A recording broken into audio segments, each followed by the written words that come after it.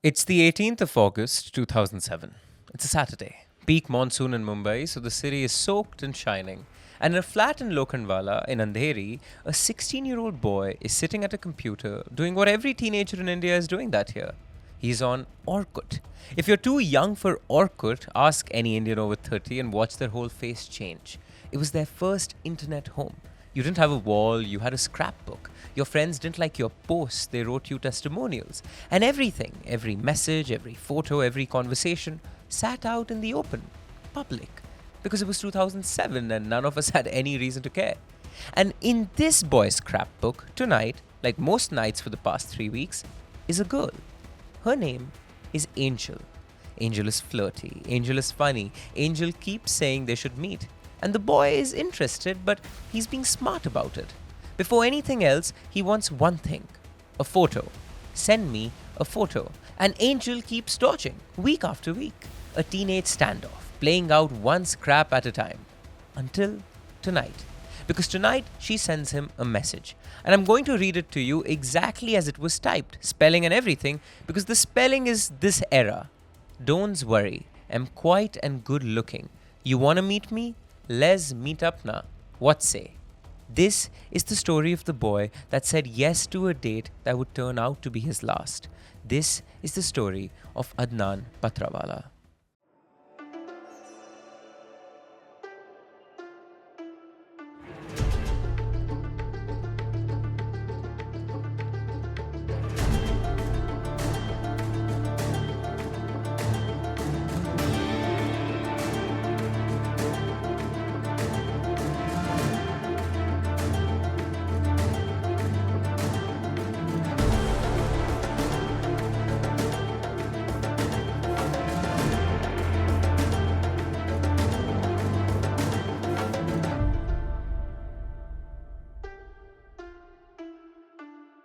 Hi everyone, welcome to the Desi Crime Podcast, a show where we dive deep into some of the craziest stories from around South Asia.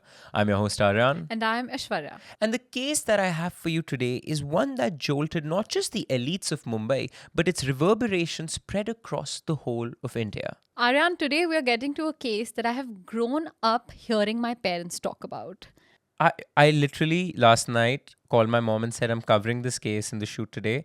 I have never heard of it. Have you? And she said doesn't even ring a bell. Really? Yeah. Oh my God, that's crazy. I've always heard my parents talk about it. I remember when we just started Desi Crime, and my parents obviously have a habit of recommending cases from back in the day that they think we don't know about. This is absolutely one of them. Do that you know keeps anything coming about up, it? But I don't know anything about the case. All right. Before we get into it, guys, we have a request. Small, itty bitty. There's Small the request. whole like and subscribe thingamajig, right? Please subscribe. Down like here. apparently 70% of the people that watch our videos Bullshit. and people who listen to us on Amazon Music and all, Spotify and wherever, they're not subscribed. It's free. It's just a little click of a button, just like a Free. teeny tiny touch like that Come on the on, screen. free. We're not boring you with the sponsored ad read here. It's free. Click it. But the sponsored ad read bit is the please become a member on Patreon or a YouTube member if you can, and you'll get access to a bunch of amazing exclusive episodes, early access, and all that. But with that, let's get into the case for today. So, who is the boy at the computer? Adnan Patrawala is the youngest of Aslam and Lubna Patrawala's 3 children. This family manufactures air conditioning parts, they're wealthy, and they live in the Lokhandwala complex, which, if you know Mumbai, is a full biography in one word. Lokhandwala is TV actors and new money, big cars squeezed into small parking lots, teenagers with better phones than their teachers. And Adnan is the baby of the house. There's an older sister, Firoza, who's 20, an older brother, Abdullah, who's 17, a grandmother named Zulekha who dotes on him, and a family that by every account adores Adnan. And Adnan is rich in the specific visible 2007 way a kid is rich. This boy first sat behind the wheel of a Mercedes at the age of 12. By 16, he's regularly taking out his father's Skoda, and he's pushed it, his friends will tell you proudly, to 180 kilometers an hour on Mumbai roads. He carries a learner's license and drives, in his father's words, better than his father. He goes through 5,000, sometimes even 10,000 rupees a day, that too in 2007 money. On gaming, on petrol, on being 16 with the full wallet. On paper, he's an average student at Children's Welfare Center Junior College. But 2007 is the period where young guys and gals are moving from IRL to the online world. Adnan lived on one such online domain called Orkut. And I need to pause here because I've just said a sentence. Adnan lived on Orkut. That means nothing to half of you, it meant nothing to me. If you've grown up on Instagram and Twitter, what I'm about to describe is going to sound less like a website and more like an archaeological site. Some lost civilization with strange and beautiful customs. Because here's the thing about Orkut. There was no feed. Nothing scrolled. No algorithm decided what you saw. There were no reels, no influencers, no likes. Nobody was selling you anything. Nobody was asking you to like and subscribe their video. Nobody was there for the numbers.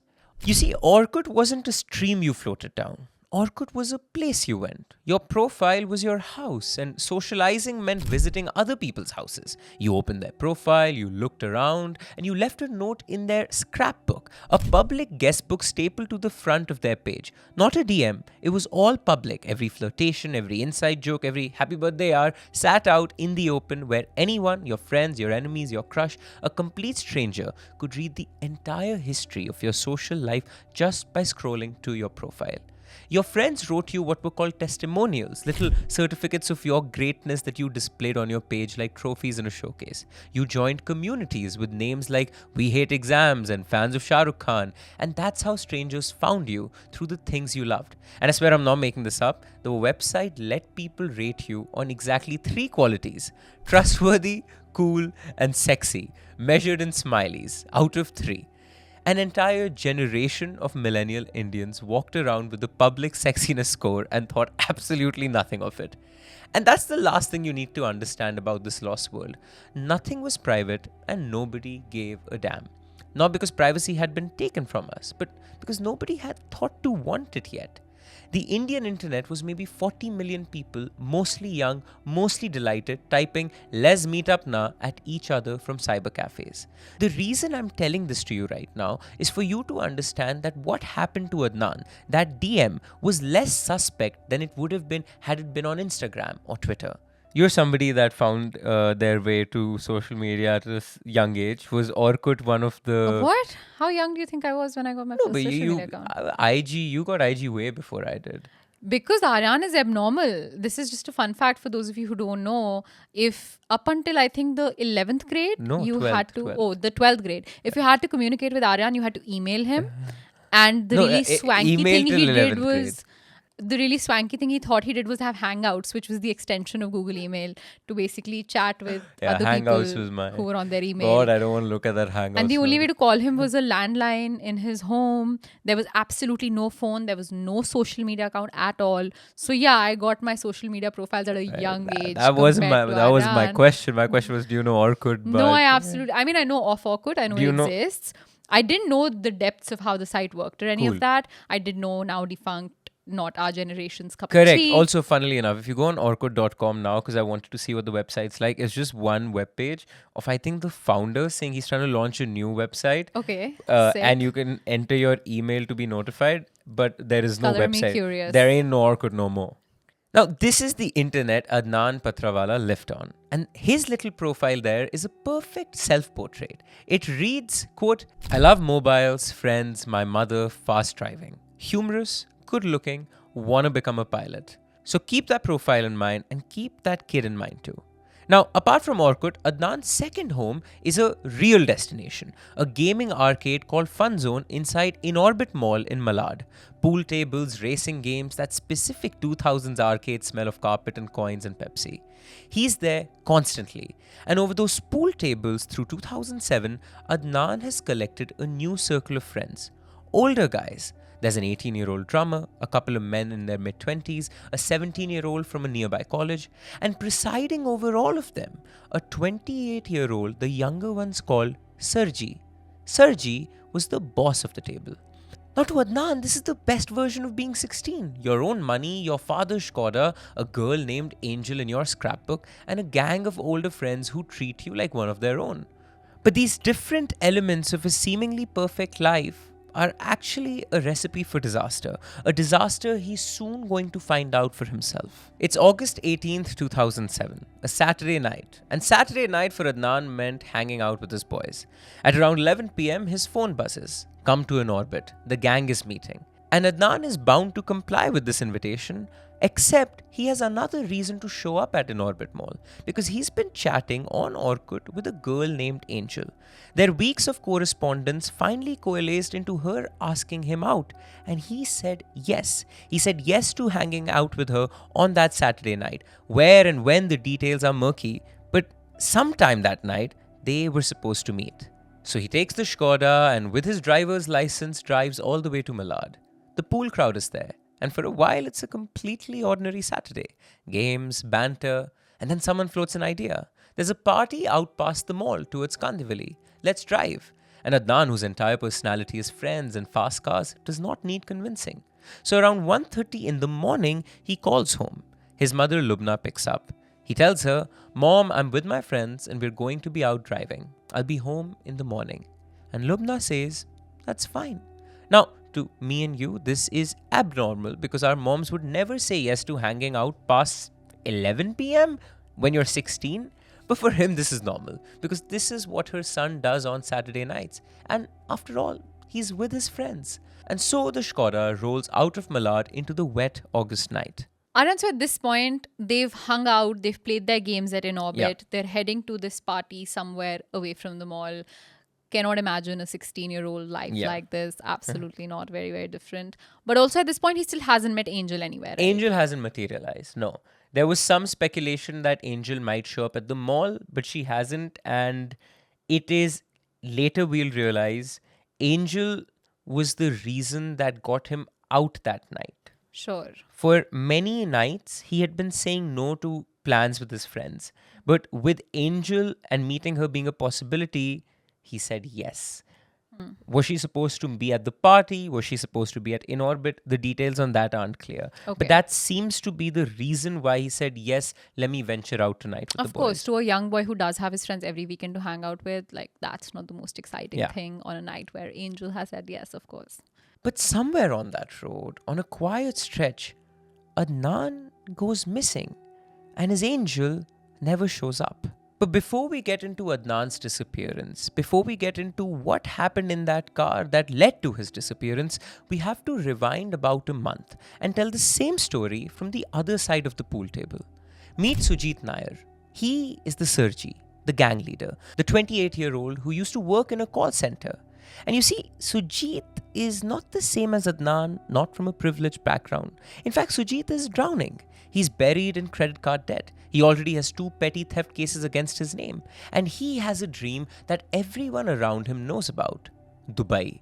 For Sujit, Dubai isn't a fantasy. Dubai is home. He grew up there. His mother worked as a nurse in a Dubai hospital. His father worked with a TV company. And at some point, the family packed up and moved back to Kerala. And Sujit never recovered from that move. Sujit liked fast cars, people who knew him said. Of course he did. He and Adnan loved exactly the same things. The difference is that Adnan was born inside that life and Sujit had been evicted from it. He asked his parents to fund his return to the UAE, but they refused. So the king of a pool table in Malad is underneath the Sergi Act, a homesick man pushing 30, ruled by a 16-year-old's dream and a debt collector's phone calls. And around him are his courtiers. Ayush Bhatt, 18, a drummer also fresh out of a call center. Rajiv Dharaiya, 24, a class 9 dropout who does embroidery work when there's work to be had. Amit Kaushal, 25, and the baby of the group, Khimesh Ambawat, 17, still carrying a college ID. These are ordinary middle-class boys from Malad and Kandivali orbiting a 28-year-old who calls himself Sergi. And week after week, across the table from these men is a 16-year-old who burns more money in a day than some of them see in a month, who arrives in a Skoda he's too young to legally drive alone, whose public Orkut profile reads like a brochure of his family's wealth. So you must be wondering, how long does it take for a friendship like that to curdle into arithmetic? By early August of 2007, Sujit has a number in his head. 2 crore rupees. And to be fair to this man's intelligence, he has a genuinely clever design. Because this is not supposed to be a violent plan. Listen to how Sujit himself described it in his own words. Quote, "It would be easy to convince Adnan's father into paying the money for our safety. Adnan would never have known who the actual kidnappers were." End quote. The disappearance was Adnan being kidnapped by his own friends under the guise of a party in Kandivali. Aaron, do we also know how these people became friends? Because I can imagine these are not through your parents' social circle, right? Which is the kind of situation where I can imagine calling my mom and saying, okay, I'm out with your friends' children and we're maybe at one of their houses. That kind of friendship at 16 allows a lot more freedom from our parents, as opposed to this, which seems like I don't think they're connected through families. Have they also met on Orkut? No, they haven't met on Orkut. From whatever I read, these are quote unquote pool table friends. So pool table communities are a very cohesive male group that I've learned from, at least in New York and all, where guys gather, they gamble on pool games through the night. It's the hustle culture, and you see the same people in and out. It's not your fun city like arcade area. It's more a community of quote unquote degenerates that are playing pool all day long and they're betting money and they're hustling. And so somehow Adnan has found himself with these guys, and being older, he has an affinity for them. He feels like he's part of a group. He's part of the cool people. Yeah, of and course. that's how this friendship has materialized. But socially, they don't share Yeah, any chances commonality. are they probably met at Inorbit Mall Yes. inside the gaming arcade, Yes, right? that's what Because- I would deduce. Yeah. So now this ingenious plan by Sujit is to stage a kidnapping where the friends appear to be victims too, grabbed alongside him. In Sujit's version of events, the family quietly pays, everyone is released, Adnan comes home shaken and hugs the very men who took him, Sujit flies home to Dubai, and nobody ever is the wiser. It's a perfect crime precisely because the victim comes home. The entire plan needs Adnan back in Lokhandwala, alive, grateful, and clueless. But if only kidnappings were so simple. Even before you get to getting ransom out of the hostage's family, you need to be able to get the hostage. And getting Adnan alone turns out to be weirdly hard. 5 times over those weeks, the group tried, and 5 times they fell apart. He brings someone along, plans change, or some days he didn't even show up when the gang summoned him. There's a failed attempt to invite him to his own kidnapping just 10 days before the night it finally worked. Which means that for most of August, Adnan is going to college, playing pool, coming home to his mother, having no idea that his friends are running a project. And the project is him. And when getting him alone as friends keeps failing, they build a better lure, a honeypot. They build a girl, Angel. Angel D in full is an Orkut profile created and operated by the group of friends. Every flirty scrap, every let's meet up now, every graceful dodge of the photo question. That is these men huddled over a keyboard being patient. 3 weeks of patience because they only need Adnan to be 16 once. And on the 6th attempt, he is. Because on the 6th attempt to the text about let's meet up now, Adnan says yes, which is what draws him out to Inorbit Mall on August 18th, 2007. So we get Adnan's POV, we get the perpetrator's POV, and now we turn to the family, and the story is lived from their shoes. It's Sunday morning, the 19th of August. Adnan hasn't come home, which is annoying but not alarming. He did say morning, but teenagers stretch mornings. And then around 8:30 am, Adnan Patrawala's phone rings, and it's Adnan's number on the screen. But the voice on the line is not Adnan. The voice says, "We have your son. The price is 2 crores. No police or you don't get him back." Try for a second to actually stand inside Aslam's body during that phone call. The flow moving, the bargaining already beginning in your chest. Is this a prank? Is my child gone? God, please be a prank.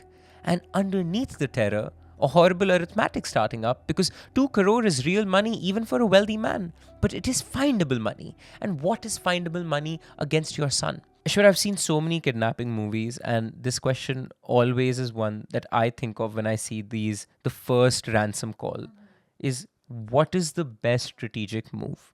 What to do? What would you do? God forbid you have to visualize yourself in the situation. Yeah, and obviously I have no idea how to actually react. But I think I would 100% go to the police. Yeah. Absolutely, without a doubt. And not just get into my car and drive to the No, police no. station, not that visibly. I think we've had this conversation on the pod before where we Really, said have we? we'd reach out to the biggest like police officer Yeah, the on our... contact in our, which is also a privileged take to be able to take, It's a right? very privileged take to be A able lot to of take. people can't say that, and I can't say that at this moment. I don't know who the hell I we'll want to call, but We'll call Rakesh Maria sir. that's true. Rakesh To sir. think that Rakesh sir is just awaiting my call of help. But no, I think I would absolutely go to the police. I would try to have as much of the money as I can have ready. And I would hope and pray that if it's a life-altering sum of money, the police can help in retrieving it back once I That have is my the child opinion alive. every expert would give. They would all endorse what Adnan's parents did next. The Patrawalas made a decision that every expert on earth would endorse. Quietly, they did go to the police. A kidnapping case was registered at Oshiwara police station and a machine started turning around the family. Call records, a watched phone, officers in plain clothes. And the officers tell the parents what the officers know, which is this: kidnapping for ransom in a horrible way is a stable crime. The kidnappers want money, not blood. The victim is the asset. Every single person in this equation has an incentive to keep Adnan alive. These situations stretch across days, and they mostly end with a bag of cash and a boy coming home. So the family waits and hopes. And the hope is not naive. The hope is rational. At 1:30 in the afternoon of August 19th, the Sunday, the phone rings again and Lubna takes a call. There's contact, and the line to her son's captors is alive. Negotiations are a language, and the language is being spoken. Somewhere across the city, her boy is scared but breathing, and money will fix this. And there is a version of tomorrow where she's standing in her kitchen watching a meet. And honestly, that version of tomorrow was the likely one. Even the kidnappers' own plan, remember, needs Adnan home, alive, and clueless. But on Sunday afternoon, the 19th of August 2007, everybody in the story, the family, the police, and the 5 men holding him, everybody who needs the same thing, ends up going in different directions. Because while it may have been a stable crime, the term stable crime is a forensic investigator's description of a hypothetical event because crime is rarely stable. Around 8 o'clock that evening, something happens that shifts the trajectory of the so-called stable crime. The phones start ringing again, but the calls are not from the captors. This time, it is relatives, friends, neighbors, all saying some version of the same sentence. Switch on the TV. And there it is, on the news channels. Breaking news. Rise in juvenile crimes is a matter of concern across the country, and it's no longer mostly street children who are involved. The morning papers brought back painful memories for Adnan Patrawala. His 16-year-old son, Adnan, was kidnapped by his friends for ransom. A Lokhandwala businessman's son kidnapped. Adnan's name, Adnan's photograph. The ransom figure, 2 crore rupees. The police involvement, the exact thing the voice on the phone said would get their killed son, announced to the nation in a red ticker. Somebody had leaked the story. Somebody likely from within the police. Some of these stories where the agencies meant to protect you divulge information to the public. And an absolutely insane example are the 26/11 attacks. Oh my God. Where they're literally showing on video camera where our cadets are entering the building from to save people, and that live feed is being broadcasted by the terrorists. This is another form of that, like a lower ranking official and a lower ranking expose of information that wasn't supposed to go out, but it's the same thing. It's the police's responsibility to withhold this information, and then maybe also the media's responsibility to know the right details before they put them out for the world to see. In this case, to me, whoever leaked the information, Yeah. it's not fully known, but there were internal investigations that later happened, and 3 officers from the Oshiwara police station were moved, as happens with police Moved. unions. So there was clearly somebody within the ranks that let it out. Of course. The media can be blamed in this case. No, but it's mostly the police it's mostly in this the police. situation. But the 26/11 example, I mean, there are this is not the first time media organizations have these lessons have been learned, ranging all the way back to the Berlin attacks, where the Israeli squad The was team. killed by terrorists, and it was being broadcast. So the terrorists were literally coordinating the entire plan. Insane. And same with Absolutely 2611, and insane. same with these attacks. So there is media responsibility. This case, however, to me is Agreed. the police's fault. Now, 2007 is the absolute peak of Indian TV news as a blood sport. Dozens of channels, 24 hours to fill, all starving for the same eyeballs. And here was the perfect story. Nobody called the family for permission. Nobody weighed a live negotiation against a headline. And so it flashed, and then it flashed again. And by 9 p.m., it was everywhere. And inside the Patrawala home, the only phone call that mattered had gone completely silent. Imagine that night. You cannot make the television take it back. You cannot call your son's kidnappers and explain, we didn't do this, we kept our side. You can only sit there watching your private catastrophe run on loop as entertainment and wait for the phone to ring. But it doesn't ring Sunday night, and it doesn't ring Monday morning. And the police keep the hope alive, and the hope still has logic in it. They've seen the coverage, they've gone quiet, and they're lying low. They'll call when it cools. All of Monday, the family lives inside that sentence. The perpetrators will call when it cools. The kidnappers will call. But now it's Monday evening. More than 48 hours have passed and the boy remained vanished. Around 24 hours have elapsed at this point where you're absolutely certain that this boy has been kidnapped. Is there no attempt to try and find him on the side instead of just like sitting and waiting for a call to come? I mean, there should be communication. The parents know who he was with. They probably know he was at In Orbit Mall.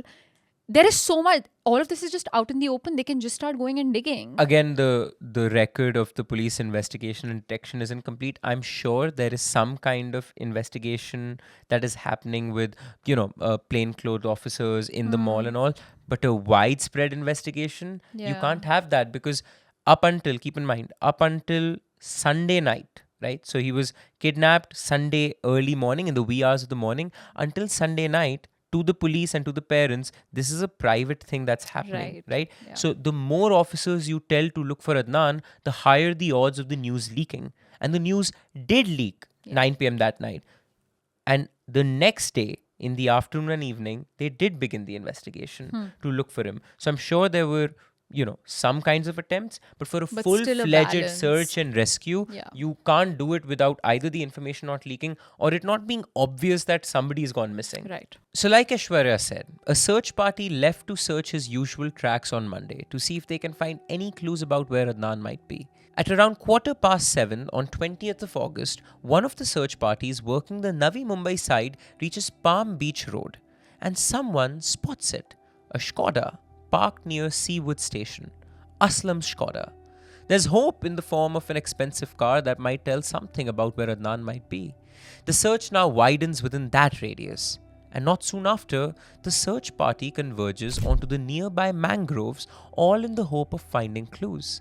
Instead, what they find under a covering of shrubs and leaves is the one clue you do not want to find in a kidnapping case. You find the hostage himself. They found Adnan, or as the papers would say, Adnan's dead body found. The autopsy at Cooper Hospital confirms strangulation, a ligature, a rope, possibly a belt. And Mumbai loses its mind. I mean that physically. Within a day, when the first accused are produced at the Andheri court, a mob inside the court premises attacks a young woman and police have to pull her to safety. That young woman had done nothing. She was merely somebody's sister that was the accused.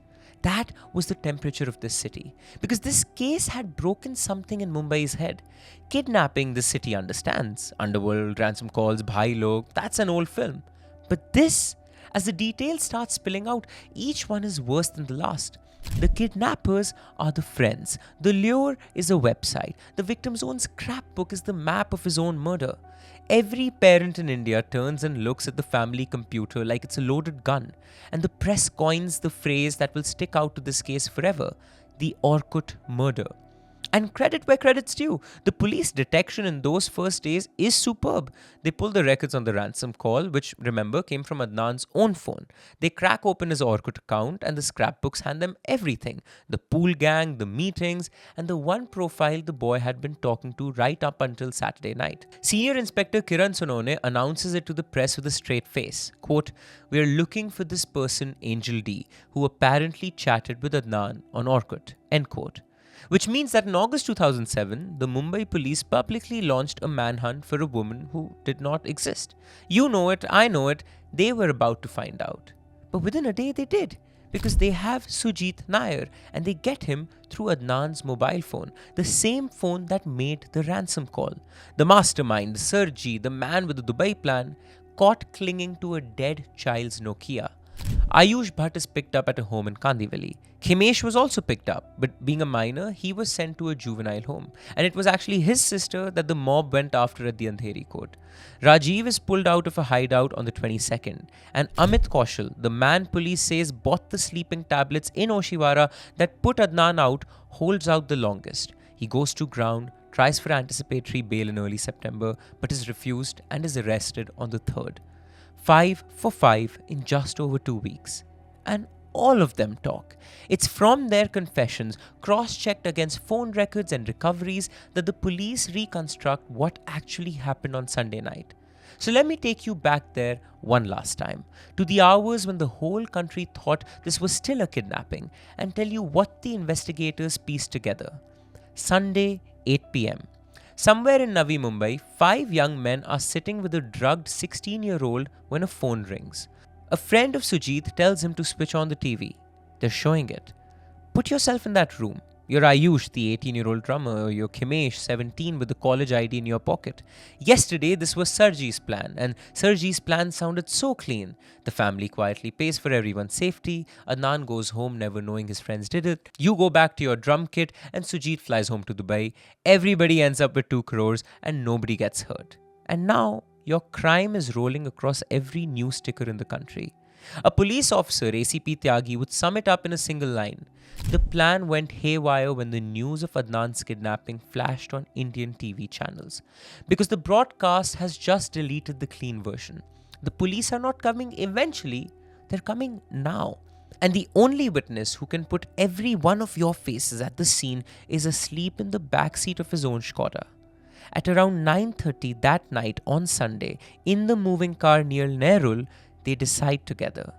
The reconstruction says the 2 youngest, Khimesh and Ayush, sit on either side of Adnan in the backseat with a rope, while Rajiv pins his hands and legs from the front. Adnan, full of sedatives, barely resists. In a moving car on Palm Beach Road, one of the most expensive stretches of tarmac in India, they strangle a sleeping boy. Then they drive around for a while, deciding what a body means. They carry him into the mangroves and cover him with shrubs. They strip him to his underwear and bury his clothes in a separate spot because even mid-panic, somebody in that car is thinking about evidence. They park the Skoda outside Seawood Station. And then, and this is the detail that tells you exactly who these men were, they take the local train home. 5 men who've just strangled a child stand in a Mumbai local, holding the handle, swaying with everyone else, and go home to their mothers. Which means that all of Monday, the whole day the family spent repeating, they'll call when it cools, Adnan was already in the mangroves. The hope his parents were surviving on had been dead since Sunday 9:30 p.m., roughly 90 minutes after the first broadcast. The case the police assemble looks unbreakable. The accused don't just confess, mind you. One of them physically leads investigators to the spot where the body was dumped and then separately to where the clothes were buried. This is not knowledge you can get from a news bulletin. These are recoveries. The car, bloodstained seat covers, the buried clothes, the phones. Plus there are outside witnesses. Dillian Dias, a common friend who says he overheard the group discussing a plot against Adnan. A garment trader named Abdul Wahid Mohammed who says he watched a drowsy boy being loaded into a car that night. A wine shop worker in Navi Mumbai who identifies the group. So there is a ton of evidence, some recovered via detection, some unfurled by the perpetrators in their own testimonies. Also, by this point, this case has garnered not just local attention, but national attention. And whenever something happens in Maharashtra that becomes sensationalized, there's only one public prosecutor that is called upon. It's a Desi crime name that rings familiar for all: Ujjwal Nikam. If you've been listening to Desi Crime for years, you know who he is, but let me catch you up. Ujjwal Nikam is the special public prosecutor Maharashtra wheels out only for its heaviest cases: the 1993 Bombay blast, Kasab, you name it. That is the caliber of firepower assigned for this case. Nikam even wins the warm-up round. When Ayush Bhatt tried to claim he was a minor at the time of the crime, hoping to slip into the gentler juvenile system, Nikam dismantled the plea with age documents, and the court ruled that Bhatt will face trial as an adult. So, you have confessions, you have recoveries, a digital trail, eyewitnesses, motive, and Ujjwal Nikam. If you were building a conviction in a laboratory, this is what it would look like. Of all the cases that we have covered, this probably should have been the easiest to solve, the easiest to prove in the court of law. But for one reason or another, it just wasn't. Before we get into the trial, let's just understand where the prosecution, the public, and the police is at. They have the testimonies and the evidence to reconstruct a timeline that seems fairly agreeable. Adnan's Skoda was rolled out under the guise of a party in Kandivali. While in the car, he was strangled. He was forced with sedatives mixed into alcohol that was shoved down his throat and pepper spray that incapacitated him. Once sedated, he was in the back of the car while the perpetrators figured out how to get the ransom. And eventually, when the news broke, he was strangled and killed, with his body buried under the shrubs of the mangroves. That's the story everybody knows. That's what they think is going to happen at trial. It's going to be proved, and all 5 will be sent to prison. So now start with the clock. Charges: kidnapping for ransom, murder, criminal conspiracy, extortion, destruction of evidence are only formally framed in June 2009, almost 2 full years after the crime. The trial itself grinds through 2010 and 2011 before Judge S.A. Deshmukh of the Mumbai Sessions Court, and the prosecution puts up around 25 witnesses. And witness by witness, in that unglamorous courtroom, this granite case begins to somehow crumble. Start with the confessions, because here's something every Desi Crime listener should know. Under Indian law, a confession made to a police officer is not admissible as evidence at trial. There are good historical precedents for that rule. We all know what a police station confession can mean in India. But it can be used for detection and for uncovering evidence, and the police was able to uncover clothes and other things that came from the testimonies of the alleged perpetrators. So the entire reconstruction I just gave you, Angel, the failed attempts, the rope as narrated by the accused to the cops, legally evaporates unless independent evidence holds it up. The defense argues that the confessions were coerced, and the court agrees they cannot be relied upon. Then the eyewitnesses start to wobble. Sujit Nair's own defense lawyer, advocate Ashish Chavan, would later lay out the collapse with surgical satisfaction. The star witness Dylan Dyers, the man who supposedly overheard the conspiracy being hatched, he was disbelieved. The garments dealer who said he saw a drowsy boy being loaded into a car and was told the boy was just drunk, he too was disbelieved. The identification parades themselves, faulty. In Chavan's words, there were, quote, no redeeming feature in the prosecution's case. Which brings us to the investigation. Because when the judgment lands, the court doesn't simply say insufficient evidence. The court writes what amounts to an indictment of the police work. Listen to the list, and while I read it, remember, this was the most watched kidnapping case in India, with the state's best prosecutor attached. The ransom caller demanded 2 crores. But the police never set a trap for the ransom call. The most basic move in the kidnapping playbook. Never done. Lubna received that call at the police station at 1:30 in the afternoon. She was never examined as a witness, nor was that call ever recorded. No voice analysis was ever conducted on any of those calls, which means that the single most direct link between the accused and the crime, a voice on a phone, was never scientifically connected to anybody. The seizure of evidence, the car, the clothes, the personal effects, was done in ways the court found improper, leaving the door open to tampering. Chain of custody was also broken. Photographs of the body recovery and the car site withheld from the record. A fingerprint expert was present at the scene, but the prosecution never examined him there. And the identification parade for the star witness was conducted in violation of the criminal manual's own rules. And here's the kicker. every one of those failures in 2007 was committed in the very first days, at the exact moment the whole country was applauding the police for cracking the case in record. The arrests were fast, but the paperwork was fatal. Speed is what the cameras reward, procedure is what the courtroom demands. And in this case, the gap between the two things turned out to be exactly the width of an acquittal.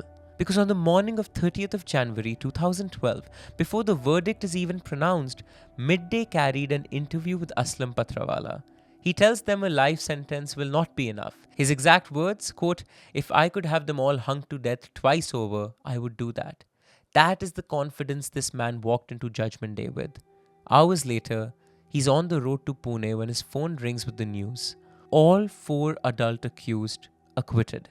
Sujit Nair, Ayush Bhatt, Rajiv Dharaiya, Amit Kaushal. The evidence, in the court's own words, is, quote, vaguely circumstantial and not substantial. The chain of circumstances incomplete. The benefit of the doubt to the accused. One newspaper, writing it up the next morning, reached for a comparison that says everything about how this case felt. It reminded them of Hitchcock's Rope, the film where young men kill someone close to them just to see if they can get away with it. Except Hitchcock's killers did get caught. And I want to be honest with you here, because it matters. This, unfortunately, is how the system is supposed to work when the evidence in front of it is broken. The court did do its job on the material it was given. The material is what failed. I've struggled with this while researching for this case and writing the script. I would like to believe that the court had enough evidence, but this isn't one of those cases where you can speculate about bribes or political pressures, because those on the stand for the murder of Adnan weren't from any politically powerful family. If the material against them was substantial and accurate, the judges have every reason to send them to prison. Just because the court of public opinion had made up its mind doesn't mean the court of law would. From my research, I think they were guilty. I think they were guilty in the same way I think O.J. Simpson was guilty. But what I think or what you think, unfortunately or fortunately, doesn't matter. The next day, the 4 walk out of Arthur Road jail free. Sujit Nair stops for the cameras and says, quote, "It has taken 4.5 years to prove my innocence, but it was worth it. Justice has finally been done. I know the state will try to appeal, but the fact is I had nothing to do with this murder. I don't even live in Mumbai. I will be going back to Kerala as soon as I can." Ayush Bhatt has a tearful reunion with his father, Arun, outside the jail. Quote, "It is like a load off my chest," Ayush says. "I'm so relieved." His father embraces him and looks up at the sky. Meanwhile, inside the police force, the verdict obviously lands like a slap. Inspector Dattare Sankhe, retired by then, one of the men who built the case, tells reporters, "I'm disappointed. I can't understand what we did wrong that has resulted in this verdict. I still think we built up a strong case. We even had call records and physical evidence." Within months, 3 officers, like I told you, are quietly shifted out of Oshibara police station. Meanwhile, Khimesh, the juvenile, is dealt with separately by the Juvenile Justice Board behind closed doors, and the outcome of those proceedings has never been made public. Under juvie law of the time, whatever happened in that room, the maximum was 3 years. As for the family, Lubna Patrawala at that Lokhandwala flat that evening was inconsolable, saying the sentence that I think should be preserved exactly as she said it. Quote, "It was on a Monday that we saw the body of our beloved son. And today is also a Monday when we have been denied justice. Monday has always been a black day for me. Our lives froze in time the day Adnan was kidnapped. Each day without him hurts. If not the court, God will punish them." End quote. She goes further, alleging that money might have changed hands to produce wrong witnesses. Adnan's grandmother, Zulekha, 70 years old at that point, said, "Even if they are free now, they will not be able to live peacefully. They will die a brutal death." And Aslam, a judge, has just shredded the investigation his son's justice depended on. And this broken father still will not blame the men who ran it. Quote, "I do not blame the police or prosecution for the verdict. Each piece of evidence was collected and corroborated in front of me. I was in touch with the police and the lawyers at every step, but I do not know what went wrong." You see, those officers were the last people who helped him look for his son. He cannot afford to lose them too. And then he makes a promise. Quote, I will appeal in the High Court and will follow the case until the killers are sent to the gallows. The state and the family both appeal, and on the 27th of August 2012, the Bombay High Court admits those appeals. And then, silence. As I record this 14 years later, that appeal has never produced a reported final verdict. The Adnan Patrawala case is not closed. It is just quiet. The morning after the acquittal, the Times of India ran a headline that I think should be carved above the door of the entire case. 7 words. Court acquits 4. So, who killed Adnan Patrawala? A faint echo of who killed Jessica. But that's where the law leaves us. A 16-year-old was drugged, strangled, and left in the mangroves. 5 people were arrested within 5 days. The story of exactly how it happened was narrated in an open courtroom, and the official answer to who did it is nobody at all. So the court gave its answer, and everybody else in the story gave their own. The accused went back to their lives, or at least tried to. Ayush Bhatt and Rajiv Dharaiya gave an interview after walking free, and they said, quote, "It was hell. Attempts were made to kill us in jail," end quote. For 4.5 years, those men were inside for the Orkut murder, time that no court in the end ever sentenced them to, and then released into a city that had made up its mind in August 2007 and was never going to change it. However, the Patrawala family did not survive this as a family, and I don't mean that poetically. Let me give you one image from the first month. On the 21st of September 2007, 4 weeks after they buried him, the family marked what would have been Adnan's 17th birthday by distributing chocolates to underprivileged children near their home. That is who these people were. And then watch what the years did to them. His sister, Firoza, dropped out of her studies for a year. His brother, Abdullah, had to grow up in classrooms where every teacher recognized the surname. And on the morning of the verdict 5 years later, he was on a flight to Dubai, and the family could not bring themselves to tell him the result. The parents became, by their own description, jailers of their remaining children. No late nights, no unknown friends. And honestly, after what one Saturday night cost them, who could blame them? But then the marriage itself came apart. I want to handle this part carefully because everything we know comes from court filings of a divorce that Times of India got access to.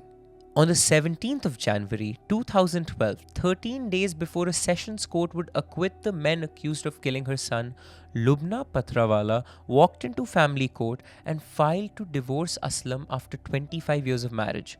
Per the Times of India's reporting of that petition, she alleged cruelty, mental and physical, on account of her husband's extramarital affairs. She asked the court for a 2.5 lakh a month or a one-time alimony of 10 crores on the grounds that her husband was, in her petition's phrasing, a very rich businessman and that she had none of her own money. Aryan, obviously the reasons that Lubna has gone on to give in this divorce filing, they're very serious, they're very egregious. Up until so far in this story, Aslam is this father figure, right, really trying to get his son back.